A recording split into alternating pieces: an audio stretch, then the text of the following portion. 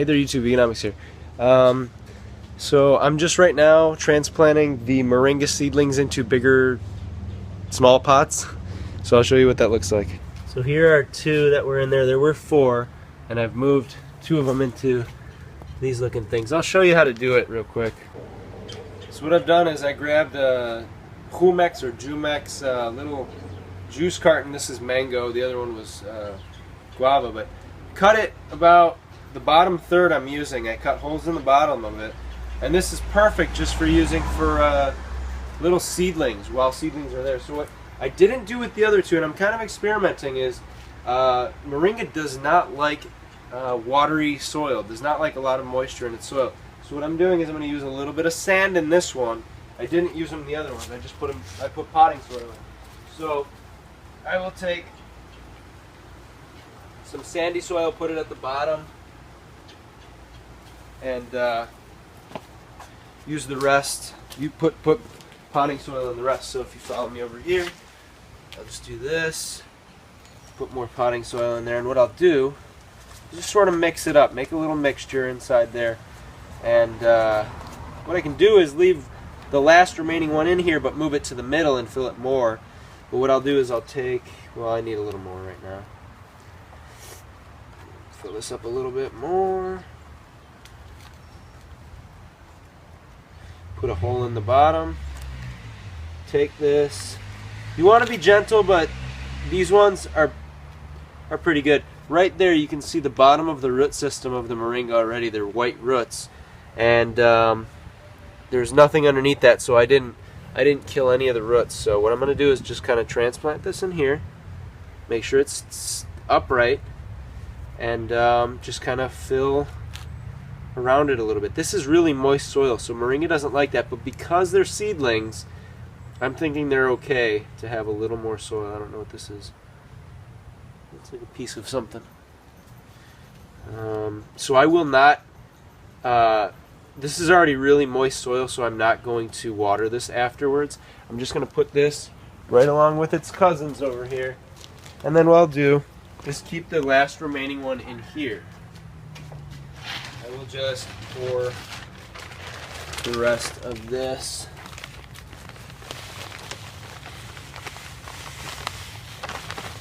in here. Maybe if I wanted to save a little bit of money, I could mix some sand in there, but what I'll do is just kind of pick this out. Got it in my hand now. Kind of fluff this over a little bit, put a little bit of a hole in there in the middle so the roots can kind of grow outward, and then just kind of maybe water this a little because this is a little bit of a dry soil. But Moringa really, I've been hearing it really does not like wetness at all. So water it less than once a week is what I've heard. So there you go. Alright, so other than the four little oh, and I have two more over here, but they're not really, I'll do these in a couple days, and one's starting to come up. But so I've got 7 total out of 8 seeds, I think. So that's really successful. I did buy a carambola tree, a starfruit tree, and I ate the only 2 starfruits from this tree. So I'm so glad that I have this.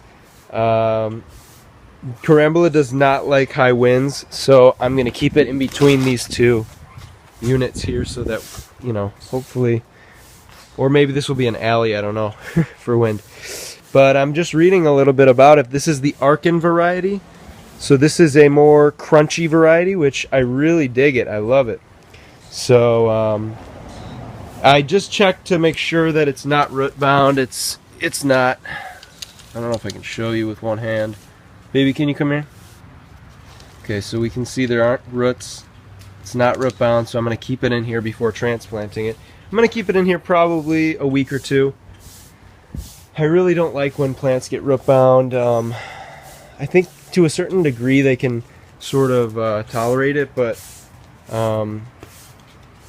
this cannot really, to a certain degree it can tolerate flooding and drought. So I would say it's more, it's in the middle. They say it's very much like citrus.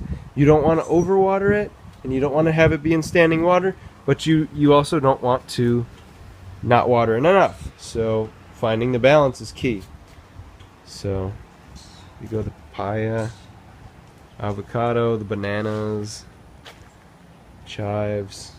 I just love coming out here and looking at all this stuff. And one day it's just going to be so much bigger. And this tree will grow up between 15 and 30 feet. They recommend that you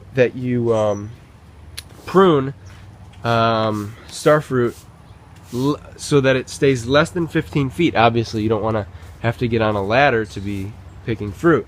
And you also want to cut it so it doesn't go out bushy-wise, out horizontally, because the fruit will drag onto the ground and you don't want that either. So they recommend snipping anything lower than, I think, a foot. So like I would snip that and whatever else. So yeah, cool little update. So I was just looking at one of these bananas, and look, the smaller one, I noticed it has one pup here, but I noticed it just got very recently 2 new pups. So I wonder how long they've been there, and just really cool. And it's weird because this one's bigger and it only has 1 pup. There's probably some factor involved with that, but so cool.